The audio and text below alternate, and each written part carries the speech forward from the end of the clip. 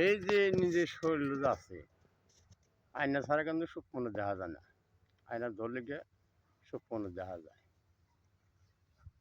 চাতক বাসি কেমনে, চাতক মেঘের জল বিহানে, চাতক বাসি কেমনে, চাতক মেঘের জল বিহানে, চাতক মলে যাবে জানা, ওই নামে তৃষ্ণা ভরা, চাতক বাসি কেমনে, চাতক মেঘের জল বিহানে, চাতক বাসি কেমনে, চাতক